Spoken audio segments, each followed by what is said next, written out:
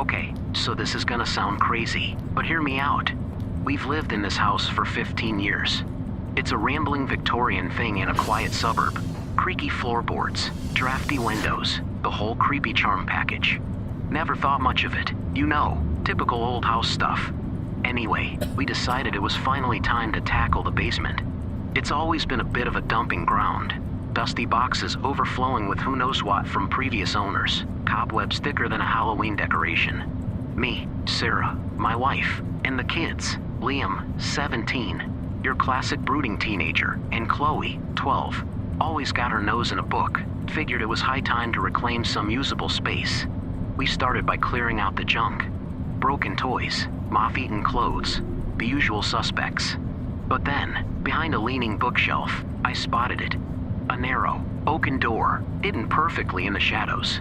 It was locked, rusted hinges groaning in protest as I pushed against it. Whoa, what's that? Chloe bounced over, her usual book forgotten. Liam, naturally, rolled his eyes from the couch. Probably just another storage space, I muttered, more to myself than anyone else. But there was a nagging curiosity in my gut. That night, after the kids were tucked in, I mentioned the door to Sarah. Maybe it's a wine cellar, she joked, swirling her glass of Chardonnay. Wouldn't that be a nice surprise? I chuckled, but the image wouldn't leave my mind. Finally, after Sarah drifted off to sleep, I grabbed a crowbar from the garage and crept back down to the basement. The air down there was thick and stale, the only light coming from my phone's flashlight. With a few grunts and a shower of rust, I pried the door open. A wave of cold, stale air washed over me, carrying the faint scent of mildew. Hello? I called out, my voice echoing eerily in the darkness. No answer. Stepping through the doorway, I found myself in a narrow corridor. The floor was a rough-hewn stone, damp and slick beneath my feet.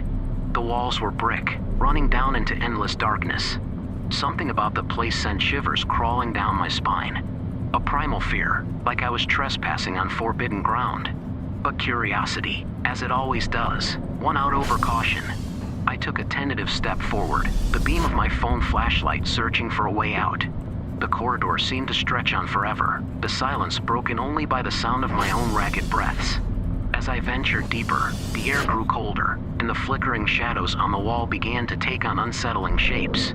Here and there, I spotted rusted cages, their bars hanging open like sinister grins.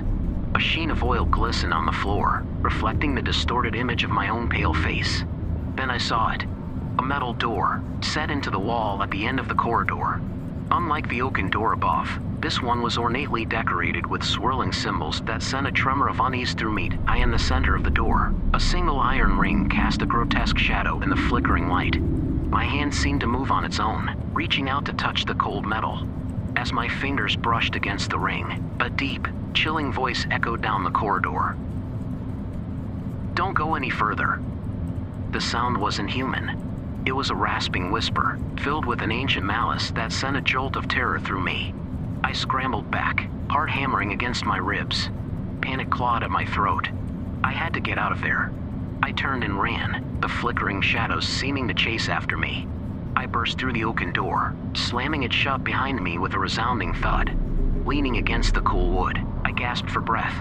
Was it all a hallucination? Had the stale air and flickering light finally gotten to me? But the memory of the chilling voice, the unsettling symbols, the oppressive darkness, it felt all too real. I stood there for a long moment, fear battling with a gnawing curiosity. What secrets did this hidden passage hold?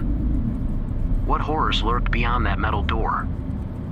For now, I slammed a heavy bookcase in front of the oaken door, a futile attempt to keep whatever lay hidden below at bay. But a seed of doubt had been planted. A question hung heavy in the air. What had I awakened in the depths of our seemingly ordinary? The weight of the hidden passage settled on me like a shroud. Sleep became a battlefield of disturbing dreams. Endless corridors, echoing whispers, and glimpses of monstrous forms lurking just beyond the reach of my flashlight. Sarah noticed the change in me, the haunted look in my eyes, the jumpiness at every creak of the floorboards. I tried to brush it off, claiming stress from work, but the lie tasted like ashes on my tongue. One evening, Liam, ever the skeptic, noticed my lingering gaze towards the basement stairs. still playing detective down there, Dad?" He smirked. Frustration bubbled over. "It's not a game, Liam," I snapped. "There's something down there." The words hung heavy in the air. Chloe, who had been engrossed in a book, looked up, her eyes wide with a mix of curiosity and fear. "What do you mean, Dad?" she asked, her voice small. I hesitated, then decided there was no point keeping them in the dark. I recounted my encounter, the chilling voice, the unsettling symbols, everything. A tense silence followed. Then, to my surprise, it was Liam who spoke. "Maybe we should check it out," he said, his voice surprisingly serious. "Absolutely not," Sarah and I said in unison. "Come on," Liam argued. "Dad freaked out, but maybe it's just some old tunnel or something." A spark of morbid curiosity flickered in Chloe's eyes. "Maybe Liam's right," she whispered. Against my better judgment, I found myself considering it. The experience had shaken me, but the unknown gnawed at me. Maybe, with the kids present, with some preparation, it wouldn't be so bad. The next few days were spent in a flurry of research. Local history books yielded nothing about hidden tunnels or secret societies in our quaint town. Online searches led me down rabbit holes of conspiracy theories and urban legends, offering no concrete answers. Finally, we decided on a plan. We gathered supplies, flashlights, rope, a first aid kit, courtesy of a very worried Sarah, and a crowbar, much to Sarah's disapproval. We devised a set of emergency signals and a strict no-going any further rule. The night of the exploration arrived, thick with nervous anticipation. Armed with our makeshift gear, we ventured down to the basement. The oppressive air hung heavy, the flickering light doing little to pierce the gloom. We pulled the bookcase away from the oaken door, revealing the rusted hinges once again. This time, it was Liam who stepped forward. He took a deep breath and wrestled with the lock, the metal screeching in protest. With a final groan, the door gave way.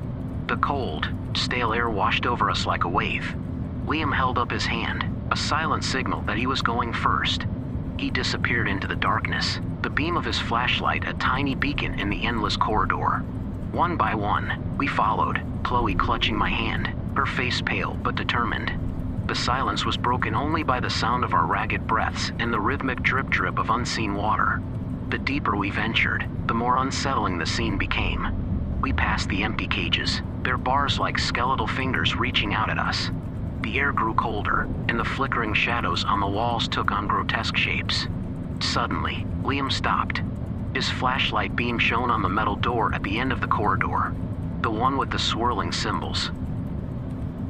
"It's the same door," he whispered. A shiver ran down my spine. This wasn't just some forgotten cellar. It was something more, something sinister. Fear tightened its icy grip around my heart. Just then, Chloe gasped. Pointing to the wall, she whispered, "Look!" Etched into the rough stone were new symbols, different from the intricate carvings on the metal door. They weren't ancient runes or arcane symbols. They were simple stick figures, hastily drawn and filled with a primal terror. One of the figures, the largest and closest to the door, held a crudely drawn object, a key. Below it, another figure, smaller and more vulnerable, lay prone at the base of the door. A horrifying realization dawned on me.